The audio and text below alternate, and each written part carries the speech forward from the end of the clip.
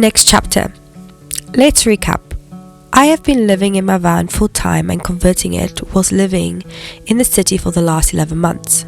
My mental health was in constant flight or fight mode, and I had been working for myself for the last 2 months, and I cleared my bank account due to my van mechanics. A change of scenery was long overdue at this point. I spent the summer living full time and working part time on a campsite in Tunbridge Wells. I had no idea what to expect. All I knew is that there would be a newly renovated cafe that was separately owned and an incredible forest with deer living on the land. In true misskiff fashion, I had all the plans for the summer to focus on my business, work remotely from the campsite, save money, rest my health, and most of all, ground myself in my mind. When you are constantly on the go, you don't realize how much is going wrong in your life, and you tend to just get through it, like water off a duck's back. In reality, I was making myself very sick, mentally and physically. It wasn't surprising that the first few nights on the campsite I felt lonely. Intrusive thoughts entered my mind, like, what if something happens to me? What is my escape here? Especially after neighbor put her fearful thoughts onto me. Nevertheless, I said to myself, I was divinely guided here, and therefore I'm divinely protected. What will be, will be. In all honesty, if I could survive in the city, I could survive on a campsite. So what next? Did the campsite live up to my expectation? To be honest, I spent most of my time catching up on sleep. The simple pleasures of sleeping in silence is something I will never not appreciate. In the city, there was constantly people walking near my van and white noise and the most insane sleep schedule. Every morning, I woke up to greenery. I was walking distance from clean toilets and showers, which quickly became part of my morning routine. Being able to open up my van and really enjoy living out my van there is no better feeling.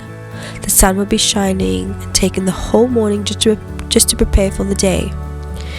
Everything slowed down for me. I finally got a fridge, and having this pleasure of cooking fresh foods each week and even meal planning filled me with joy. The campsite gave me a routine. What's it like working on the campsite? It was a pleasure. Greeting guests, cleaning toilets, exploring the land. Life was simple. I worked every day, 7 days a week. This aspect became challenging because I had to balance my freelance work with working every day on a campsite, not to mention the struggle with Wi-Fi. And the campsite can be rather unpredictable with guests at times. Weekends I greeted families and groups of guests. Sunday to Thursday I would greet guests from Europe, which I loved. They are so friendly and so warming. The estate the campsite was on is absolutely stunning. It's famous for the Black Deer Festival. Amenities are really close, with a vineyard nearby. 8-minute drive to Lidl and Tunbridge Wells. It's an hour commute into London via train.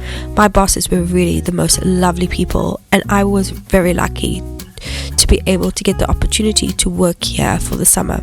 My most treasured aspect to living on the campsite is the amount of headspace and clarity I received living on the site alone. I landed up spending my mum's 1-year anniversary of her passing here. What a sacred place. I finally had the opportunity to grieve. I felt safe enough to explore my feelings. Shortly after, I celebrated 1 year of me living full-time in my van, and I made it. 1 full year of living in my van. It definitely felt incredible and very emotional. I did it. I am alive, and so is my van. I never gave up. Living on a campsite in the summer taught me that you should always follow your gut. Listen to your intuition. Take a break. Force yourself to slow down, especially if you live a highly stimulated lifestyle.